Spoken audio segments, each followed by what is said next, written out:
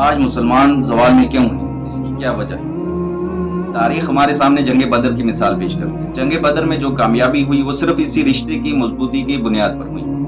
حقیقت تو یہ ہے کہ ہم نے اللہ کی شریعت سے روگردانی کر دی اور نبی کریم صلی اللہ علیہ وسلم کے دامن مقدس کو ترک کر دیا۔ کسی شاعر نے کیا خوبی ہی کہا تھا، سوئی ہوئی قومیں جاگ اٹھی بیدار مسلمان سوتا ہے، سوئی ہوئی قومیں جاگ اٹھی بیدار مسلمان سوتا ہے، گہوارہ قلب مومن میں اب جذبہ ایمان سوتا ہے۔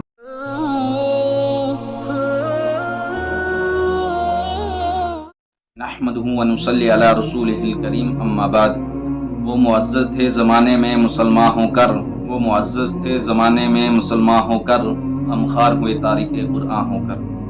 سامعین و ناظرین، السلام علیکم ورحمۃ اللہ وبرکاتہ۔ آج مسلمان زوال میں کیوں ہیں؟ اس کی کیا وجہ ہے؟ آئیے اسی موضوع کے تحت ہم اپنے ایک شاندار ماضی پر نظر ڈال کر مستقبل کی تعمیر و ترقی کے سامان تلاش کریں۔ قرآن کریم میں رب ذوالجلال نے ارشاد فرمایا، وَأَنْتُمُ الْأَعْلَوْنَ إِن كُنتُم مُؤْمِنِينَ، تم ہی سر بلند رہو گے اگر تم مومن ہو۔ یہ ارشاد باری تعالیٰ ہماری پوری تاریخ کا اختصار ہے، اسی میں ہماری ترقی کا راز مضمر ہے۔ تاریخ کے سینکڑوں واقعات یہ بتانے کے لیے کافی ہیں، جب بھی ہمارا رشتہ اللہ اور اس کے دین سے مضبوط رہا، سربلندی اور کامیابی نے ہمارے قدم چومے، اور جب کبھی اس رشتے میں کسی قسم کی کمزوری آئی، ہم عزت اور رفعت کے آسمان سے ذلت اور پستی کی غار میں جا گرے۔ تاریخ ہمارے سامنے جنگ بدر کی مثال پیش کرتی ہے۔ جنگ بدر میں جو کامیابی ہوئی وہ صرف اسی رشتے کی مضبوطی کی بنیاد پر ہوئی، ورنہ کامیابی ہوتی تو کفار مکہ کو ہوتی، کیونکہ کفار مکہ تقریباً 1000 تھے اور بیچارے مسلمان 313 تھے، مگر اللہ تعالیٰ نے فتح مسلمانوں کو دی، ایسی فتح دی جس کو تاریخ کبھی فراموش نہیں کر سکتی۔ لیکن افسوس صد افسوس، آج جہاں دیکھیں جس طرف دیکھیں مسلمان خوفناک طوفان میں گرے ہوئے نظر آتے ہیں۔ کہیں مسلمانوں کی آبروں کو پامال کیا جاتا ہے، کہیں مسلمان غلامانہ زندگی بسر کرتے ہیں۔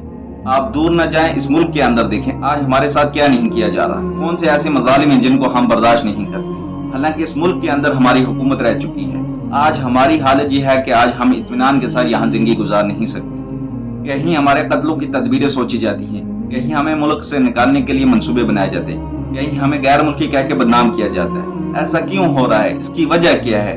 کسی شاعر نے کیا خوبی ہی کہا تھا، سوئی ہوئی قومیں جاگ اٹھی بیدار مسلمان سوتا ہے، سوئی ہوئی قومیں جاگ اٹھی بیدار مسلمان سوتا ہے، گہوارہ قلب مومن میں اب جذبہ ایمان سوتا ہے۔ حالانکہ ایک زمانہ تھا کہ دنیا کی ہر چیز ہمیں سونپی گئی تھی، جس طرف قدم بڑھاتے تھے بڑھتے اور پھیلتے چلے جاتے تھے۔ آج ہمیں سمجھنا چاہیے اور غور و فکر کرنی چاہیے کہ ہماری طرف تباہی اور بربادی کے ہاتھ بڑھ رہے ہیں، جور و جفا ظلم و ستم کے پہاڑ ٹوٹ رہے ہیں، شکنجوں میں دبانے کی کوششیں کی جا رہی ہیں۔ ایسا کیوں ہو رہا ہے؟ اس کی وجہ کیا ہے؟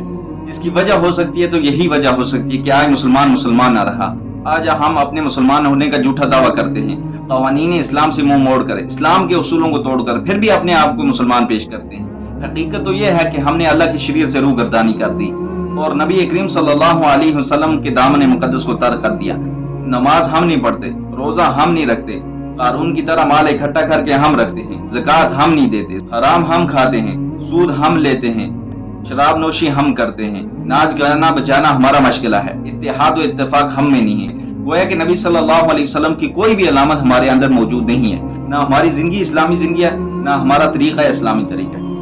نوجوانوں، ہمارے لیے دنیا اور آخرت کی اصلاح و فلاح دونوں ضروری ہیں۔ صحابہ اکرام اور اکابرین اعظام کے نقش قدم پر چلیں، جن کی آنکھوں میں تڑپتی ہوئی ایمان کی حرارت تھی، جن کے ہونٹوں پہ مچلتی ہوئی قرآن کی تلاوت تھی، جن کے دل باد عرفہ کا چھلکتا ہوا ساگر تھا۔ اللہ تعالی ہم سب کو صحابہ کے نقش قدم پر چلنے کی توفیق عطا فرمائے۔ وآخر دعوانا ان الحمد للہ رب العالمین۔